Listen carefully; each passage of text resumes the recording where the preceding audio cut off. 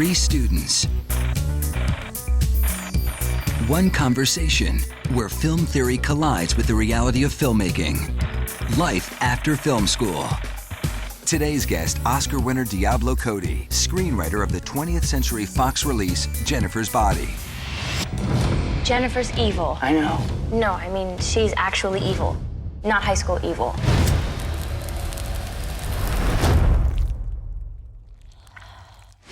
You're killing people. No, I'm killing boys. Are you scared? Thought you only murdered boys. I go both ways.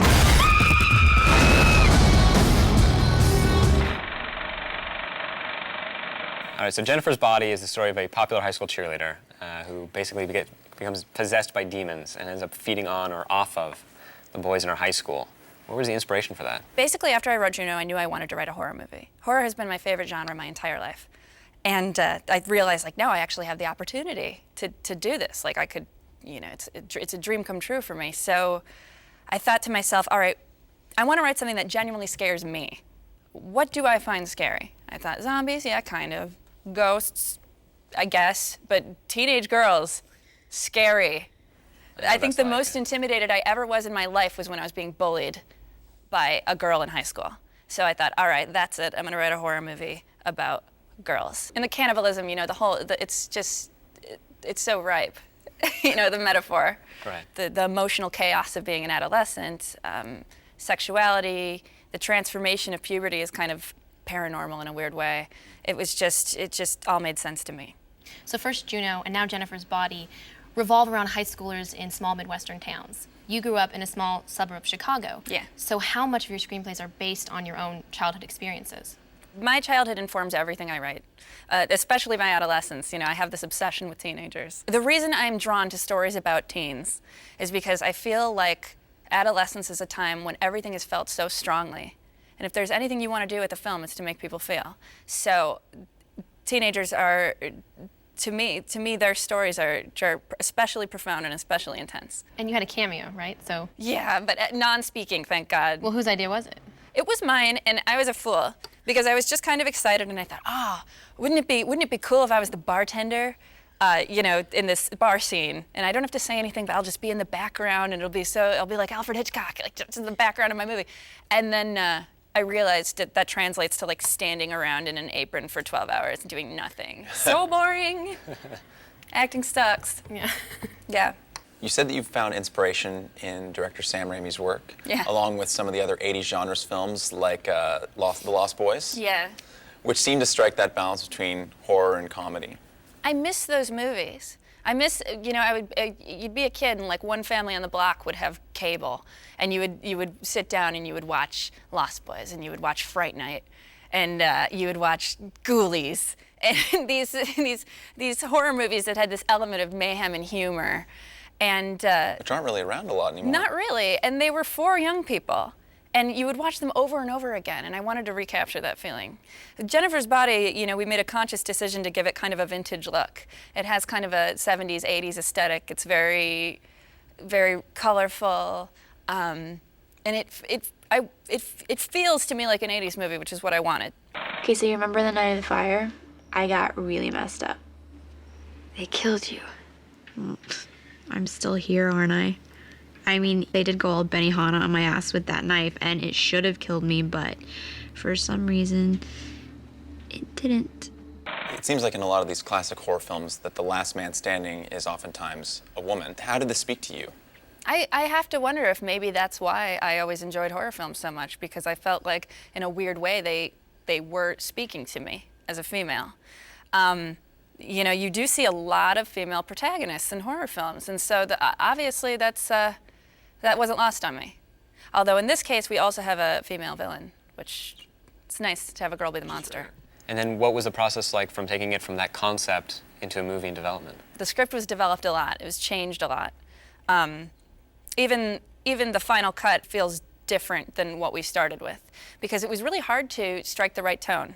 It's hard to do a horror movie that's also funny and also emotional and creepy. We took on a lot. I'm really happy with the finished film, but it was a challenge.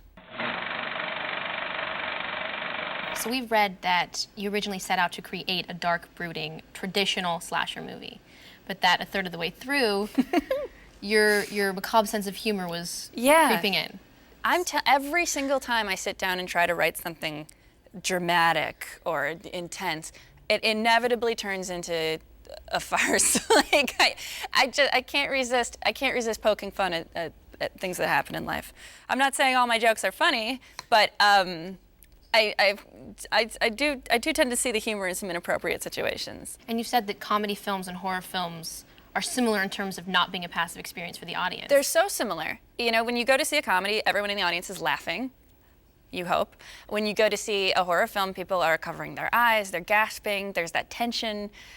People react to comedy and horror.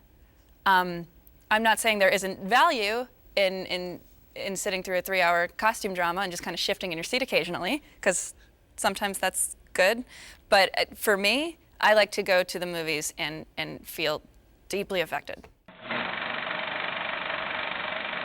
There was a lot of like really graphic gore in the film.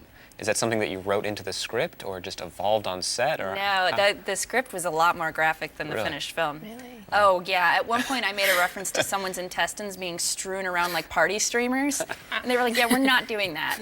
Like, what are you doing?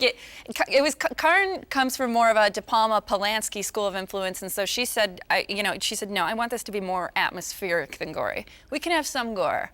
But honestly, like I had envisioned it as like a Herschel Gordon Lewis bloodbath.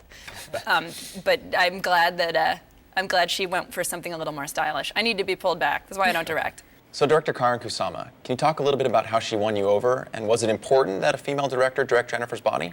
I sat down with Karen, and honestly, I just thought it was going to be like an informal meeting.